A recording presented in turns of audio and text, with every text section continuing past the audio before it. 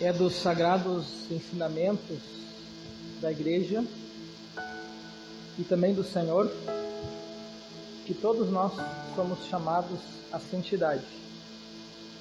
Deus nos criou para sermos santos. Nós vivemos uma vida pequena, mas grande. Um dia o Senhor quer nos retribuir por todo o nosso esforço neste mundo terreno. São José Maria Escrivá, um dos tantos santos da Igreja, ele deixou expresso para nós que a santidade, ela não está em fugir do mundo, mas nós podemos ser santos no mundo, nas realidades que nós vivemos, no trabalho, na escola, na família, no comércio, na igreja, onde nós estamos, somos chamados a sermos santos. Não é preciso fugir do mundo para ser santo. No mundo podemos ser santos. Só que a santidade, meus irmãos, ela se expressa, podemos dizer, por atos virtuosos e também por palavras.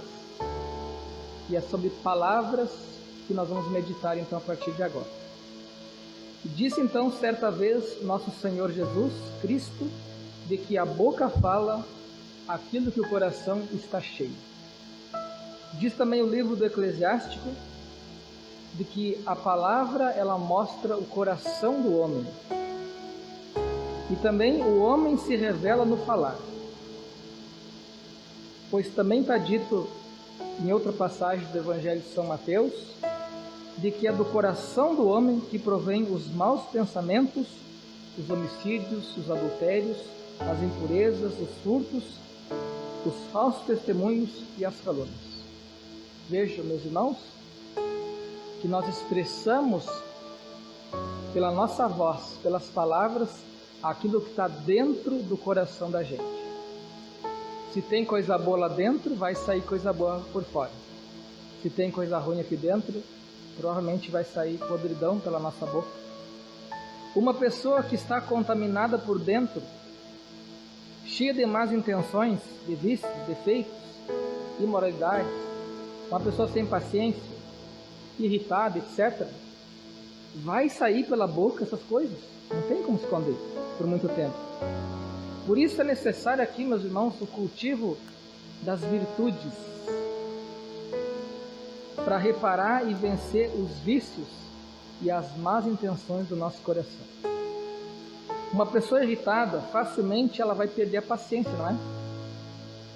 Uma pessoa mentirosa, ela vai dizer mentiras. Uma pessoa depravada, ela vai ser tentada a soltar a língua por meio de depravações. Uma pessoa imoral vai falar imoralidades. Uma pessoa negativa, ela vai contagiar, espalhar pessimismo. Pelo contrário, uma pessoa bondosa vai falar coisas boas. Uma pessoa humilde, ela vai medir as palavras para não ofender, para não magoar. Uma pessoa pura não vai dizer palavrão. Vejam, é de dentro da gente que vai sair aquilo que a gente fala.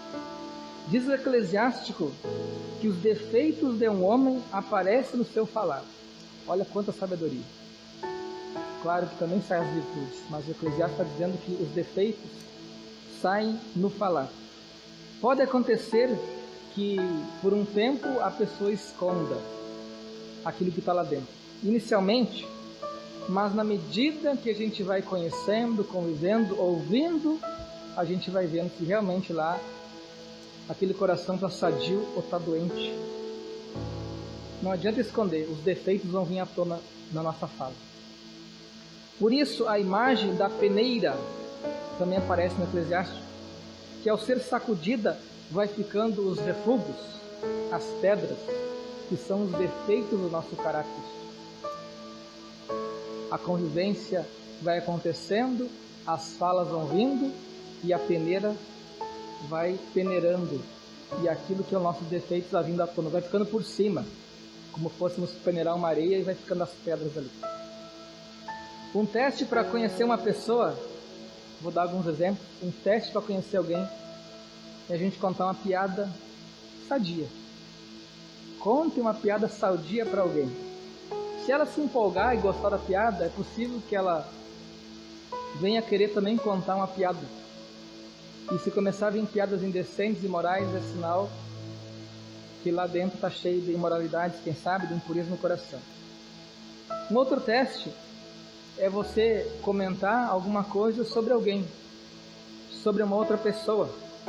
Se ela começar a criticar, falar mal daquela pessoa, é muito possível que venha à tona os defeitos de quem está falando. Entendamos aqui, meus irmãos, as pessoas, muitas vezes, elas nos causam mal. E se a gente fica ruminando o mal delas, comentando para uma terceira aquele mal que a gente recebe, a gente está contaminado, a nossa alma está doente. E isso vai ser na nossa fala. Por isso que é importante aqui a gente cultivar as virtudes, para que na nossa boca não saia aquilo que está podre em nós, e que a gente vá purificando aquilo lá, meio que transformando aquela podridão em adubo e saia uma terra boa. Diz o Eclesiástico ainda que o homem é provado em sua conversa, em sua fala, não é? Quer saber se você tem mais impureza ou pureza em teu coração? Observe a tua conversa. É bom a gente parar de vez em quando e fazer um exame de consciência. Aquilo que eu falei hoje, que eu falei essa semana, será que edificou alguém ou prejudicou alguém? Será que foi mais positivo ou mais negativo? É bom a gente se avaliar. Muitas vezes avaliamos o que os outros nos dizem, mas nós também dizemos aos outros. Faça esse teste. As contrariedades da vida nos causam irritação? Sente vontade de desabafar vomitando sobre todas as misérias e sofrimentos da tua vida? Pode ser sinal de que precisamos de purificação, se está acontecendo isso. A questão importante a ser pensada agora, meus irmãos, é o que fazer para purificar o nosso coração, para que não saia na nossa boca aquilo que está contaminado em nós. Para sabermos então enfrentarmos as contrariedades da vida que virão com alegria, transformando o mundo com a nossa maneira sadia de enfrentar as provações da vida, de modo que isso então saia em nossa fala. Eu lembro certa vez, quando eu era seminarista em Santa Maria, uns 15 anos atrás, nós vínhamos com uma missão em Caçapava do Sul, com a nossa Kombi lotada, nós éramos uns 6 seminaristas e tinha 2 religiosas de Schoenstatt junto. Então, aconteceu que ali por São Cepé, metade do caminho, num lugar meio deserto, a Kombi esquentou o motor e nós ficamos ali empenhados. Eu fui um dos que comecei a pensar, puxa vida, nós temos compromisso, o que vai ser de nós? E comecei a querer murmurar. E a irmã que estava próxima de mim no banco ali começou a louvar a Deus. Ah, obrigado, Senhor, porque foi aqui no lugar bom, hein? Muito obrigado, Senhor, que não se acidentamos. Ela começou a louvar e eu comecei a achar engraçado. Mas vejam, gente, aquela irmã me ensinou aquele dia que a situação pode ser difícil, o mundo pode estar pegando fogo, mas o que importa é o nosso interior, ter otimismo frente àquilo. Senão qualquer coisinha nos desestabiliza e a gente começa a murmurar. E o murmúrio não é o louvor de Deus, é o louvor do coisa ruim. A gente tem que agradecer. Como é que dizia o Salmo? Nós cantamos no Salmo, como é bom agradecermos ao Senhor. Ter um coração agradecido, até mesmo pelas derrotas da nossa vida, pelos sofrimentos, agradecer. Então, nós precisamos, meus irmãos, para vencer esses males que estão dentro de nós, precisamos de uma vida virtuosa. Esse é o segredo. Vida cheia de virtude. Comece pedindo para você ter a virtude da fé. A fé é a nossa base. Se não tem fé, a fé em Deus, a fé que a igreja nos ensina, a fé, por exemplo, que é o fundamental, de que esse mundo ele acaba, mas existe uma vida eterna depois, e eu tenho que buscar ser santo aqui para ir um dia para o céu. Isso é o fundamental da fé. Pedir a fé, Senhor, que eu acredito em Ti, que eu acredito que existe uma vida cheia de glória depois de uma vida cheia de cruz, sofrimento. Tenha fé, a fé é a base. Depois então a gente deve pedir algumas virtudes que a gente precisa. Uma delas é a paciência, quem sabe também a bondade, a continência, a pureza e todas as que a gente precisa. Pedir a Deus, Senhor, me dá essa virtude. Mas não basta apenas pedir a graça a Deus, pedir a graça e ter uma vida virtuosa, mas é preciso exercitar-se, colocar em prática as virtudes que a gente está pedindo. Aqui vem a importância de nós aprender a nos contrariar. Nós somos diferentes dos animais. Os animais são contrariados. Volta e meia tem um cachorro dentro da igreja, né? A gente pode querer tirar ele. Ele quer ficar aqui. A gente pode tirar ele, mas ele sai. A gente contraria ele. Ele não consegue fazer assim, não, hoje eu não quero atrapalhar a igreja, eu não vou entrar hoje, eu não vou me contrariar. O cachorro não faz isso. Ele vem porque ele gosta daqui, né? O pessoal gosta dele, ele entra aqui, mas ele não se contraria. Nós nos contrariamos. Um dia quente, mas eu vou na missa decente, eu não vou assim, mal vestido, porque é a missa, entende? A gente se contraria. Vários exemplos eu posso dar. Então, quando vem a vontade de murmurar, o que devemos fazer? Louvar a Deus. Obrigado, Senhor, pelo sofrimento que eu estou passando, porque isso vai contribuir com a minha salvação. Um exemplo. Quando vem o desejo de criticar alguém, e volta e meia isso surge, não é? Elogie. Ache coisa boa naquela pessoa. Pode ser que ela tenha um monte de coisa ruim, mas deve ter alguma coisa boa. E ela é um filho de Deus. Não é? Elogie. Quando surge um pensamento indecente, o mundo hoje está tão contaminado com essas questões, né, de indecência, quanta podridão tem hoje na internet, as pessoas hoje não têm muito pudor, não é? Quando vem pensamentos assim, saia desse lugar, mude o pensamento. Se você está lá com o teu telefone e vê uma imagem assim que te leva a pensar em pecado, saia dali.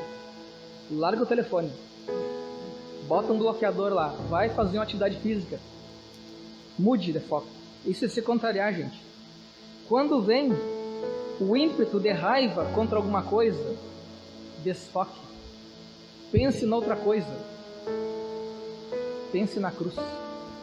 Podia dar muito mais exemplos, vocês entenderam? A gente tem que se contrariar, nós podemos fazer, o cachorro não consegue fazer isso, nós conseguimos. Isso é a gente colocar em prática as virtudes que a gente pede a Deus, para não ficar depois falando só podridão em nossa boca. Se continuarmos cheios de defeitos, de modo que eles se expressam em nossa fala, como poderemos orientar outras pessoas? Como poderemos ser exemplos? Como é que a gente vai poder influenciar positivamente um filho, por exemplo, quem é pai? Alguém que a gente é responsável? Por isso Jesus vai dizer que um cego não pode guiar outro cego. Os dois vão cair num buraco. Alguém tem que enxergar antes para guiar aquele cego, aquele que não sabe do caminho. A nossa tendência, por causa do pecado original, é julgar os erros dos outros e esquecer os nossos, nos justificando nos pecados alheios. Então o outro comete uma coisa errada e eu começo a rir, achar graça, condenar, mas no fundo eu também faço, que sabe até pior. Por isso que também vai aparecer no Evangelho, vendo o cisco no olho do outro e não observando a trave que está diante da gente. Eu não enxergo nada, mas eu enxergo por uma frestinha o cisco no olho do outro. Então eu preciso arrancar aquela trave que me impede de ver, para poder depois ajudar o outro que tem um cisquinho no olho. Em vez de julgar os outros, devemos julgar, em primeiro lugar, a nós mesmos, nos corrigindo. Estando em dia consigo e com Deus, nós poderemos então corrigir os outros, influenciando positivamente com o nosso testemunho, exemplo. Ainda diz o Evangelho que uma árvore se conhece pelos frutos. Consegue observar quais os frutos? Quais as qualidades? Qual o resultado de tuas ações em tua vida? Se são sadios, é sinal de que o teu interior está santo. Mas se os frutos que você está gerando estão doentes, contaminado, feio, é sinal de que o teu interior está estragado. E é preciso ser restaurado. Pois não existe árvore boa que dê frutos maus, e nem árvore má que dê frutos bons. Buscamos o conserto de nossa árvore, consertando a nossa vida interior, enquanto é tempo, por meio de uma vida virtuosa, sacramental, santificando e não nos conformando com este mundo, mas transformando, como está na carta aos Romanos. Sejamos ainda, como está na carta aos Coríntios, firmes e inabaláveis, empenhando-nos cada vez mais na obra do Senhor, certo de que as fadigas não são em vão. O nosso cansaço, o nosso esforço por agradar a Deus, por procurar reparar os nossos pecados, isso não vai ser em vão. O nosso suor, o nosso sofrimento oferecido será um dia retribuído por Deus. Pois, com os lábios purificados, nós estaremos demonstrando o nosso interior puro, repleto da presença de Deus, porque teremos uma vida virtuosa.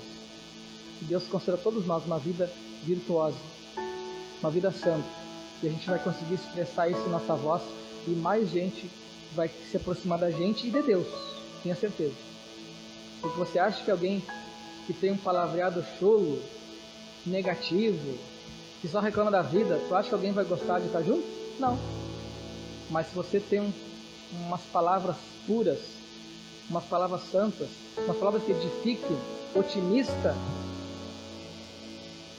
com certeza muita gente vai se aproximar de ti e de Deus também, por meio de você.